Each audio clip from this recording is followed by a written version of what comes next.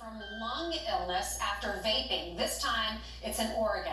And investigators are saying the person who died in July was otherwise very healthy. This is Pennsylvania teenagers, Pennsylvania teenager is now in a medically induced coma, and his doctor suspect it could be connected to vaping. Our next guest is sounding the alarm on the growing crisis after saving an 18-year-old who was put in a medically induced coma just last month. Joining us now is Chief of Pediatric Pulmonology at NYU Winthrop Hospital. Her name is Dr. Melody Perzada. Dr.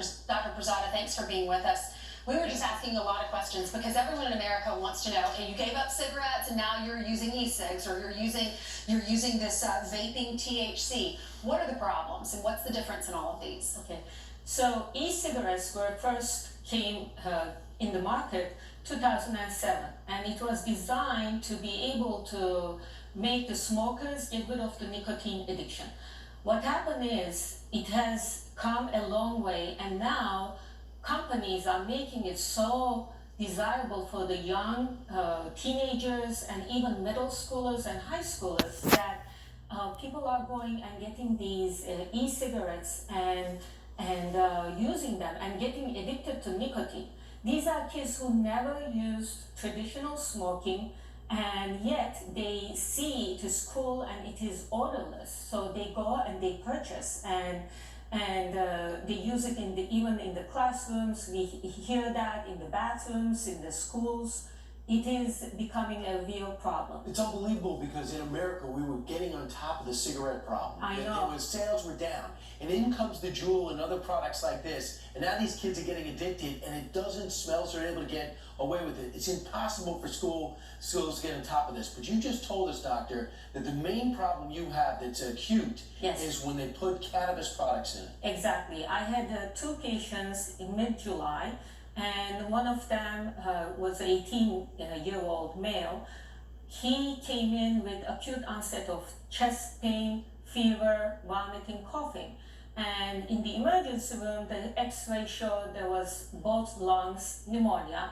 Okay, it is fine. We admit the patient to pediatric floor, start on antibiotics, but within 48 hours, he was fighting for his life. He was transferred to our ICU and connected to life support. We had to, of course, medically induce coma so that he wouldn't move, to take the breathing tube out.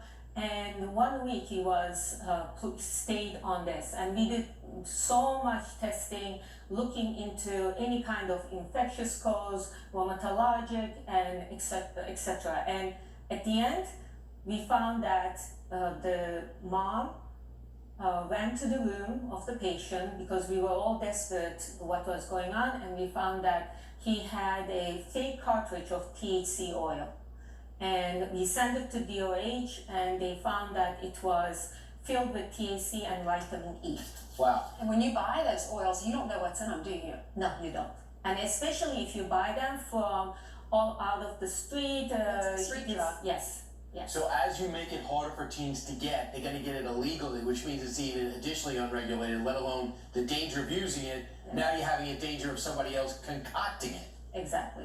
So I was reading that the majority of these patients are teenagers or young adults in their 20s or their 30s. There's this 19-year-old in Delaware at the hospital, and he told the doctors he does use e-cigarettes. He had a coughing fit, and now he's going to need a double lung transplant if it gets worse. He's only 19 years old. Well, our 18-year-old patient almost died. So we were very lucky because when you develop THC? Right, because when you develop ARDS, which is acute respiratory distress syndrome, the mortality can be as high as 70%. Doctor, in Michigan they banned flavored e-cigarettes. Are you for that? Totally, because the flavors, they are chemicals. And one of them is very well known, D-acetyl, and this is known as to cause popcorn lungs. The workers in the popcorn making factories, they were exposed to this and they developed a condition called bronchiolitis obliterans, which is very, very dangerous. So we should follow Michigan on this. It's a huge problem. Don't let anyone tell you it's not, and we should stop it in its tracks. Dr. Melody Perzada, thanks so much. Thank you for having me.